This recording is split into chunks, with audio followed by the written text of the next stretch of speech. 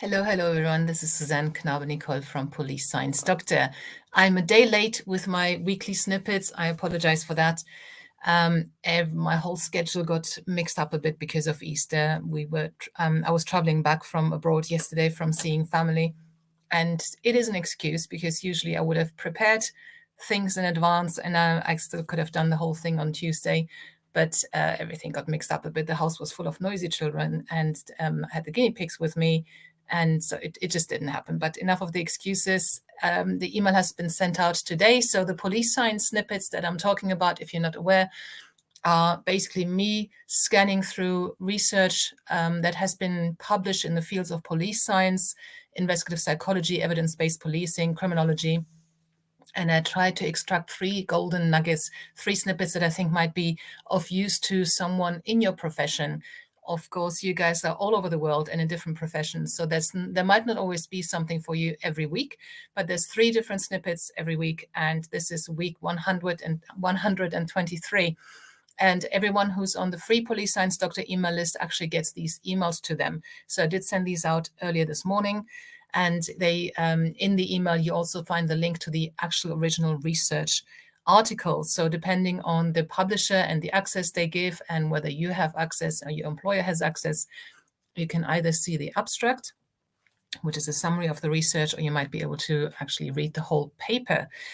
If you're on the free Police Science Doctor email list, you can also access all the previous 122 weeks of police science snippets, because you get sent a password that will allow you to get onto the read page of the Police Science Doctor website. Just Google police science, go to Police Science Doctor and enter your details into the form that pops up, or you'll find it at the bottom of every page, and you can join that way. So the snippets for this week are, the first one is about procedural justice training.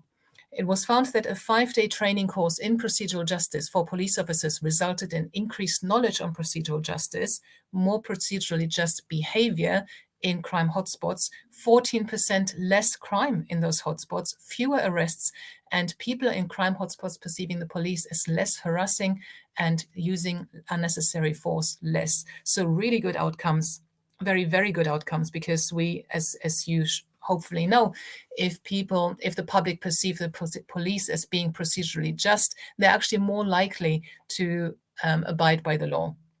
So increasing the perceived procedural justice of your police force is actually a crime prevention tool. Here we've got one, a 5-day training course. So Dr. David Weisbert and colleagues published this research last week. Very relevant, very, very useful. The second snippet for today is about body-worn cameras. Police officers wearing body-worn cameras generate fewer complaints and use of force reports compared to officers without cameras. In the study, they also issued more citations and made more arrests. So a bit of a contrast there, that something that is positive.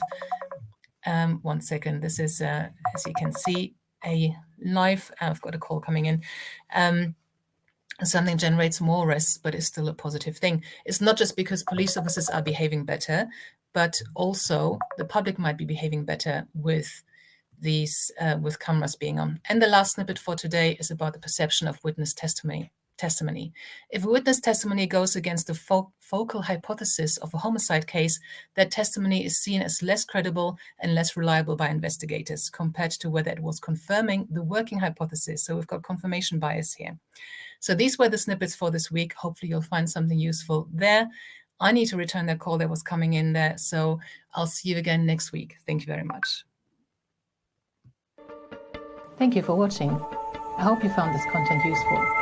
You can get access to each episode's transcript with key learning points, timestamps, and references if you get yourself onto my mailing list. Just go to the main website on policesciencedoctor.com, and on the bottom of each page you will find a sign-up form for notifications of new content. Just enter your first name, your preferred email address, and the type of organization you work for. You will not get any spam. This is just for me to let you know about new content and for you to get access to all the transcripts.